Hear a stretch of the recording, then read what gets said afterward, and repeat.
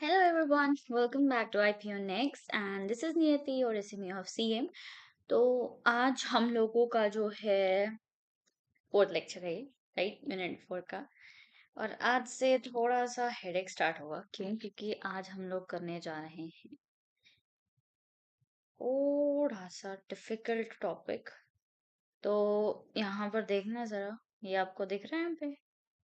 देखने में तो ये बड़ा छोटू सा लग रहा है कि अरे 3 टॉपिक है, पैराबोलिक, इलिप्टिक, हाइपरबोलिक। नहीं, तो देखो, हमारा यहाँ तक हमने पूरा कवर कर लिया, करेक्ट। ये भी मैंने अच्छे से एक्सप्लेन कर दिया था, ये भी और ये भी। You need practice and you need to learn formulas. आज हम थोड़ा सा इंट्रोडक्शन लेंगे about elliptic, parabolic and hyperbolic PDEs. PDEs मैंने आपको पहले ही बता दिया था। You might be figuring out PDEs क्या है। ये है पार्शियल डिफरेंशियल इक्वेशन।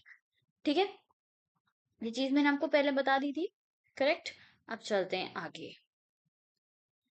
अगला जो टॉपिक है वो थोड़ा थोड़ा याद होगा, नहीं याद मैं बता देती हूँ। ये आपका जनरल फॉर्म है पीडीई का, ठीक है। A del square u by del x square plus b del square u by del x del y plus c del square u by del y square plus d del u by del x e del u by del y. और यहाँ पे एक function आता है x और Y का। तो basically ये आपका जनरल फॉर्म है। इसी जनरल फॉर्म को यूज करके हमने यहाँ पे 3 इक्वेशंस लिखे हैं और हर 3 इक्वेशन से हम एक एक इन्फरेंस निकाल रहे होंगे। तो जो पहला इक्वेशन है B square minus 4ac less than 0। अगर, अब देखो ये उठाया कहाँ से, ऑब्वियस सी बात है हमने यहीं से उठाया। बी यहाँ से लिया, देखो एक्स वाई का बी आ जाएगा, एक्स स्क्वायर का ए है और वाई स्क्वायर का ए। ठीक है, इतना याद रखना।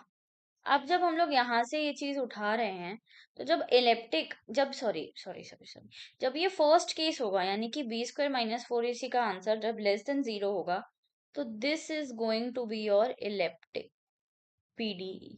ठीक है, इस तरह की क्वेश्चन आ जाता है 2 मार्क्स में कि आपको क्लासिफाई करना है कि किस तरह का पीडीई आपको क्वेश्चन में गिवन है। जब ये इक्वल टू 0 होगा तो this will be parabolic, para. And जब ये ग्रेटर देन 0 होगा then it will be hyperbolic. ठीक है, ठीक है, डन। ये 3 केसेस क्लियर है, एलिप्टिक, पैराबोलिक, हाइपरबोलिक। ऐसी हालत हो सकती है टॉपिक पढ़ते पढ़ते, तो डरना नहीं, ठीक है। अब हमारे पास जो एलिप्टिक है उसके 2 एग्जांपल्स हैं। एक है हमारा स्टैंडर्ड लाप्लास इक्वेशन और एक है हमारा पॉइसन्स इक्वेशन। तो जो हमारा स्टैंडर्ड लाप्लास इक्वेशन है, it is this: del square u by del x square plus del square u by del y square equal to 0। ठीक है, एक और चीज, इसको हम लोग ऐसे भी शो करते हैं, जैसे सर इस तरीके से भी शो करते हैं। तो ध्यान रखना, ठीक है, ये यू है, ठीक है। यू और फोर में कंफ्यूजन कंफ्यूजन हो रही है, मुझे ऐसा लग रहा है। तो मैं थोड़ा सा इसको ढंग से लिख देती हूँ। This is not four, this is your u, ठीक है, u. Clear? Next is your Poisson's equation. Poisson's equation कैसी होती है? पॉइसन्स इक्वेशन इज दिस: बस यहाँ पे इक्वल टू 0 था, इसमें आपका कोई फंक्शन आ जाएगा, del square u upon del x square, sorry मैंने डी लिख दिया गलती से, del x square plus del square u upon del y square equal to f of x comma Y.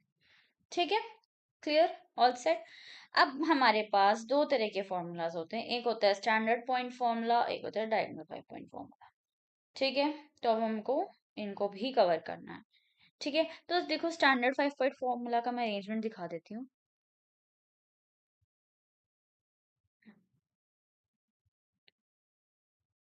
एक तरह का मैश होता है, ठीक है ना। ये जो आपका ये जो लाइंस बनी है इसको बोलते हैं मैश। ये जो आपके जितने भी मैं पॉइंट्स मार्क कर रही हूँ, these are called your mesh points. और 2 पॉइंट्स के बीच का जो डिस्टेंस है that is called mesh interval. ठीक है, क्या कहते हैं? Mesh interval. तो इतनी चीज पता होनी जरूरी है। डायगोनल 5 पॉइंट फॉर्मूला क्या होता है? सेंटर आपने मार्क कर दिया, डायगोनल डायगोनल इस तरीके से अलोंग द डायगोनल आपको पॉइंट्स जो हैं मार्क करने होते हैं। अब देख लेते हैं फटाफट से इसका फॉर्मूला क्या है, तो मैं लिख देती हूँ यहाँ। देखो वैसे तो सबके लिए जो फॉर्मूले का फॉर्मेट है वो एक ही है, ध्यान ध्यान से देखना। मान लो मैं अभी के लिए ऐसे मान लेती हूँ, this is U1, this is U2, this is U3, this is U4 and this is U5। Same इधर भी मान लेते हैं वहाँ U1, U2, U3, U4 and U5।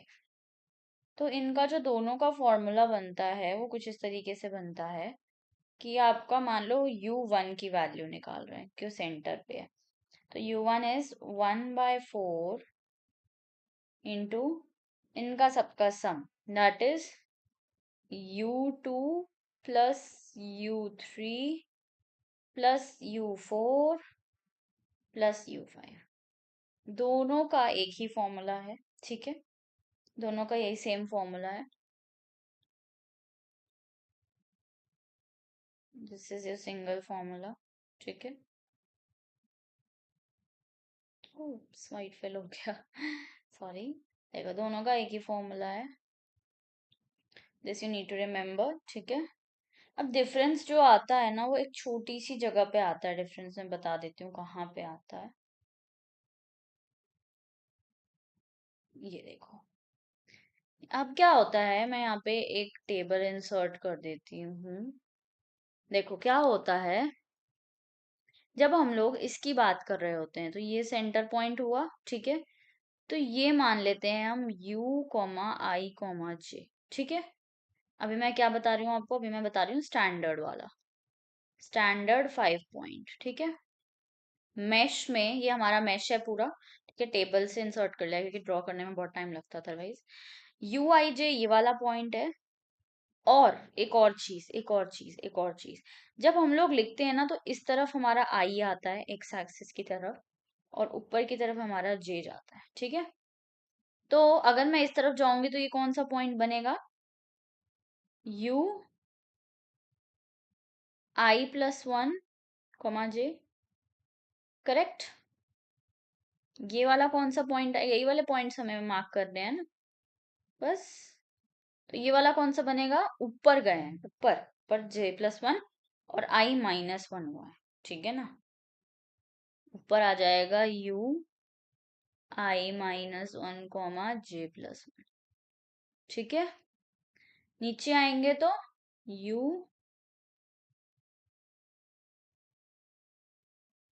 O sorry, this will remain I only, I-1 नहीं रहेगा, I ही रहे, correct, I ही तो रहेगा, सेम ही लाइन में जा रहा है। तो I, J+1, J की एक वैल्यू बढ़ गई, और ये हो जाएगा U, I, J-1, और ये हो जाएगा U, I-1, करेक्ट। बस इतना सा अंतर आता है कि जब हम लोग यहाँ पर ये लिख रहे होते हैं तो U4 की वैल्यू क्या हो जाएगी, इसके अकॉर्डिंग U4 की वैल्यू क्या हो जाएगी, U, I, J+1, ठीक है। इतना सा अंतर आता है। और वहीं मैं अगर बात करूं आपके उसकी,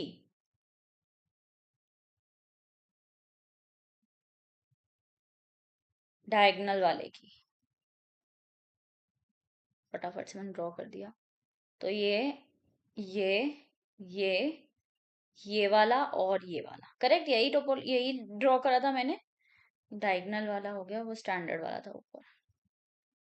अब यहाँ पे क्या होता है, अब आपका ये वाला क्या था, U, I, J था, करेक्ट। तो ये क्या हुआ, ये एक तरफ, अब सेम वही I और J ऐसे ऐसे जाएंगे, ठीक है। तो ये क्या हुआ, एक ऊपर और एक लेफ्ट, तो सॉरी, मान लो J+1, I+1, ठीक है। ये क्या हुआ, नीचे आए, U, J-1 हुआ और I+1 ही रहेगा, ठीक है। सेम इसी तरीके से ये क्या हुआ, एक पीछे I-1, J-1, ठीक है। और ये यू आई -1, J+। ठीक है, तो बस इतना सा डिफरेंस आता है दोनों में, यानी कि डायगोनल के केस में U3 क्या हो जाएगा, ये वाला, यानी कि UI-1, J+। बस इतना सा अंतर आ रहा है, ये वाला फॉर्मूला एज इट इज रहने वाला है, तो इसको बाय डिफॉल्ट याद कर। ठीक है, अब आप उस टाइम पे क्या लगा रहे हो क्या नहीं, बस ये ध्यान रखना है कि आपको आसपास के पॉइंट्स का पूरा समझ। ठीक है, अब मेरे पास दो फॉर्मूलाज हैं, ठीक है, एलिप्टिक इक्वेशंस के। एक है गॉस साइडल, ये आइटरेटिव फॉर्मूलाज हैं, कि मान लो आपने ये वाला फंक्शन यूज करके यू आई कॉमा जे की वैल्यू निकाल ली। ठीक है, अब हमको श्योर शॉट होना है कि हाँ इसकी जो है एक्चुअल वैल्यू यही है, actual value.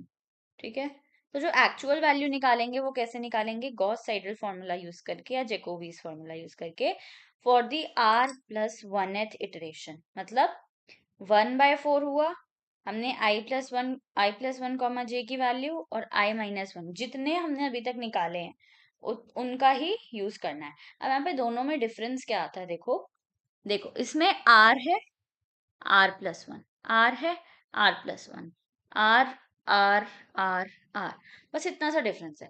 Gauss Seidel formula क्या करता है, ये देखता है कि हमको लेटेस्ट वैल्यू चाहिए, क्या चाहिए, लेटेस्ट वैल्यू। जबकि इसके साथ ऐसा कुछ भी नहीं है, इसको लेटेस्ट वैल्यू की कोई रिक्वायरमेंट है नहीं एक्चुअली में। ठीक है, एग्जाम्पल के लिए मैं दिखा देती हूँ कैसे मैं बता रही हूँ। मान लो उम्म, ये ले लो, ये वाला एग्जाम्पल ले लो, कि मान लो मैंने U1 की वैल्यू निकाली एज 1/4 U2 U+।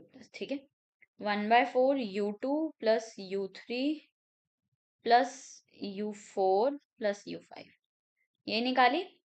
अब क्या करेगा, अब ये चाहता है कि मैं इसकी इनका पुराना वैल्यू ले लूं। मान लो मेरे पास U3 1 की वैल्यू है, ठीक है, U3 1 की वैल्यू है, तो मैं उसको यहाँ पे पुट करूंगी रादर देन U3 की वैल्यू। ठीक है, एक और सिंप्लीफाइड वे में समझाती हूँ, देखो। मान लो यहाँ पर मैं जो है U2 ना निकाल के लेट्स से U4 निकाल, अब अगर मैं U4 निकाल रही हूँ तो टेक्निकली सोच के देखो कि मेरे पास U1 U2 और U3 की वैल्यू ऑलरेडी होगी, तभी तो मैं U4 पे आई हूँ जंप करके, करेक्ट। तो अब क्योंकि U1 1 की, U2 1 की, U3 1 की, और मान लो मैं यहाँ पे U4 1 निकाल रही हूँ, तो जब मैं U4 1 निकाल रही हूँ तो गॉस सेडल क्या चाहेगा कि आप यहाँ पर इसकी लेटेस्ट यानी कि 1 1 1 वैल्यू रखो, और क्योंकि U5 की अभी आपने कैलकुलेट नहीं की तो आप 0 रख सकते हो। ठीक है, क्लियर। जबकि जैकोबीज में क्या है, जैकोबीज ऐसा नहीं करता, जैकोबीज कहेगा,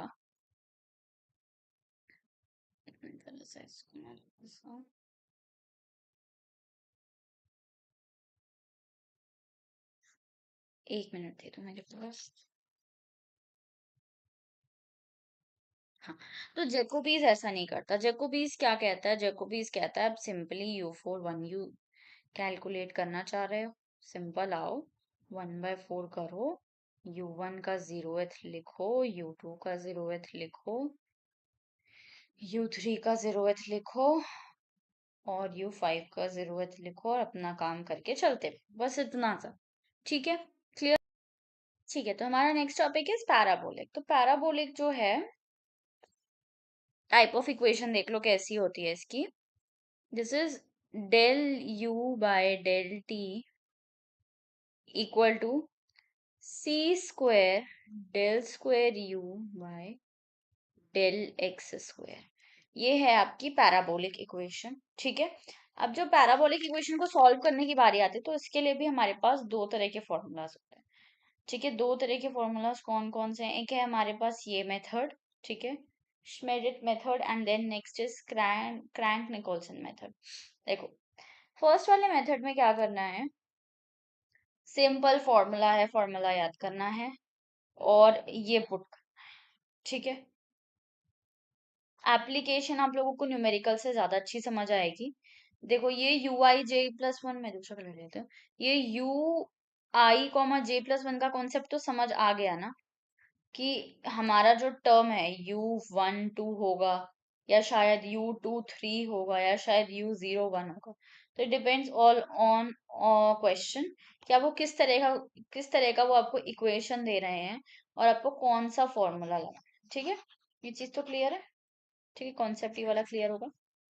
और रही बात फॉर्मूला की, तो मैं एक बार आपको समझा देती हूँ कि ये आपकी वो टर्म है जो आपको कैलकुलेट करनी है। आर स्क्वायर, यहाँ पे आर स्क्वायर की पूरी वैल्यू दे रखी है, तो आपको एज इट इज इसको पुट कर देना है। फिर अगर मैं इसको प्लॉट करूं, तो ये देखो कैसे प्लॉट होता है। मान लो हमारे पास कौन कौन से टर्म्स हैं, आई कॉमा जे। तो मान लो आई कॉमा जे को मैंने सेंटर में ले लिया, तो आई प्लस वन यानी कि इधर जाएगा, इधर आई प्लस वन कॉमा जे, आई प्लस वन कॉमा जे। ठीक है, फिर आई जे प्लस वन, ये इधर आ जाएगा, ये वाला टर्म किधर आ जाएगा, इधर आ जाएगा, राइट। आई कॉमा जे प्लस वन, और कौन सा बचा, आई माइनस वन कॉमा जे, यानी कि ये टर्म इधर आ जाएगा। ये इस तरीके से प्लॉट हो जाएगा, ठीक है ना। इस तरीके से प्लॉट करके देख लोगे तो ज्यादा आसानी रहेगी। ठीक इसी तरीके से हमारे पास ये निकोलसन मेथड है। अब इसमें देखना आई माइनस वन जे आई प्लस वन जे, यही है, बस इसमें j माइनस वन आ रहा है instead of j plus one, j minus one आ रहा है। तो ये जो है ये उल्टा हो जाता है इन दिस केस, ठीक है ना, क्रैंक निकोलसन। s की वैल्यू आपने एच स्क्वायर अपॉन सी स्क्वायर के डाल दी। यहाँ पे मैं अगर इसको हटा दूं और इसका भी डायग्राम ड्रॉ कर दूं, तो I guess you guys will be happier.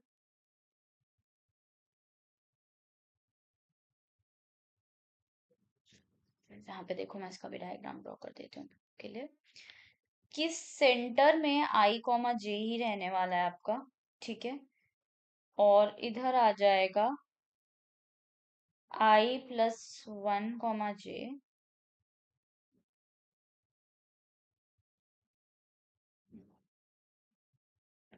इधर आ जाएगा आई माइनस वन कॉमा जे, और नेक्स्ट जो वैल्यू आएगी वो नीचे आएगी। कौन सी आएगी, वो आपकी जो बची हुई है आई कॉमा जे माइनस वन।